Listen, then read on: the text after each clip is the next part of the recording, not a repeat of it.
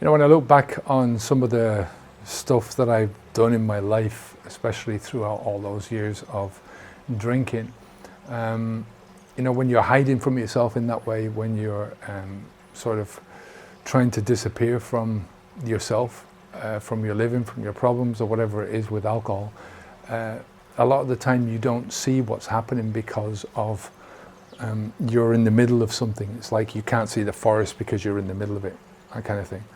And I think that's a lot to do with, when I look back on my old life and I start seeing my relationships, I realize how many relationships I burned through, especially in the earlier phases. And I was lucky to find some of the relationships that I had in spite of my drinking. So I think when you're younger, it's easier to make friends with non-drinkers, right? Because you're not as invested in that idea of you as a drinker. When you get older, most of my friends were drinkers when I got older. And I suppose it's just because you evolve into that type of a person.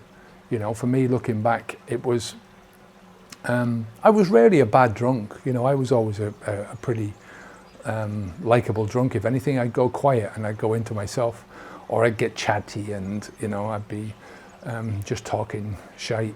Do you know what I mean?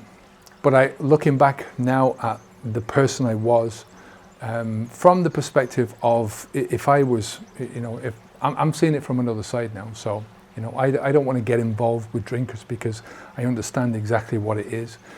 When I was a drinker and I look back at that person that I used to be, I can see somebody who would be or is capable of being really frustrating, inconsistent, that kind of thing.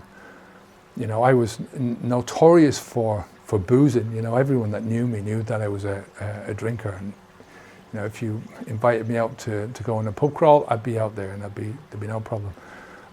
But as I said, that kind of behavior, that thinking causes inconsistency in your own life, to you as a person, to you moving forwards and to you trying to become that better version of yourself. But it's also frustrating as well. So you've got this frustrating circle of, one of the things that I used to say about it when I stopped drinking alcohol first was one step forwards, two steps back.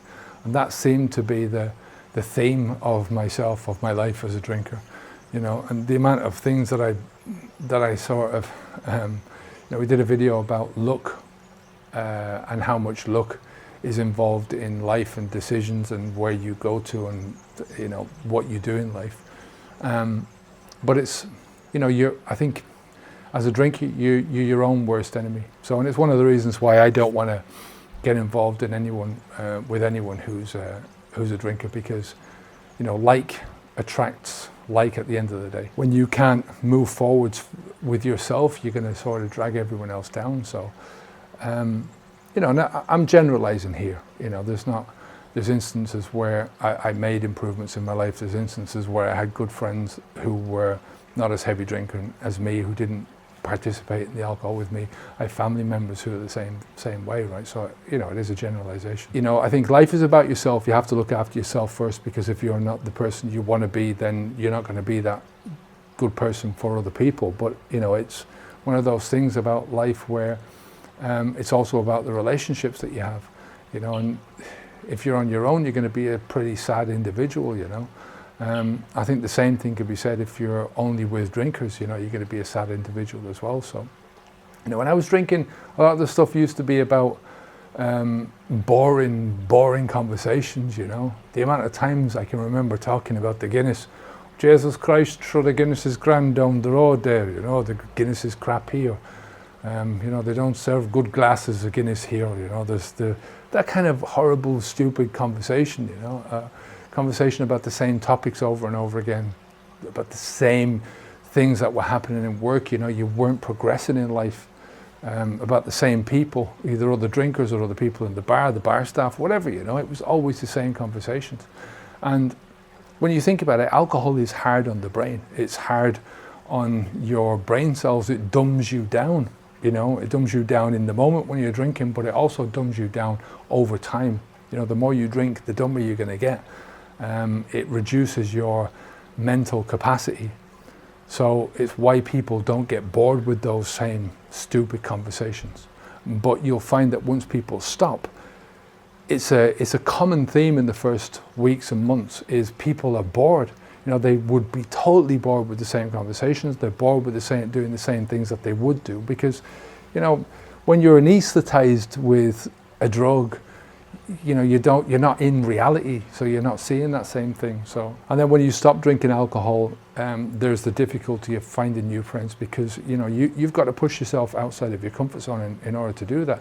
And it was certainly difficult for me to find new friends because it's easy when you're a drinker because you walk into a pub and you sit down and you start talking to the person next to you, you know, and there is no non-drinking version of that. I suppose a coffee shop, but it's weird to start talking to people, at least for me.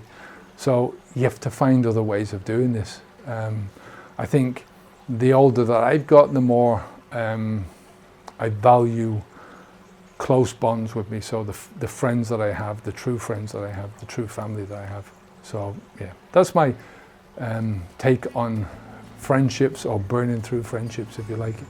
I'm Kevin O'Hara for Habits Unplugged. We help people to stop drinking alcohol and to build a happy, strong, healthy, fun life. Take care of yourself, keep the alcohol out of your mouth, onwards and upwards. Bye now.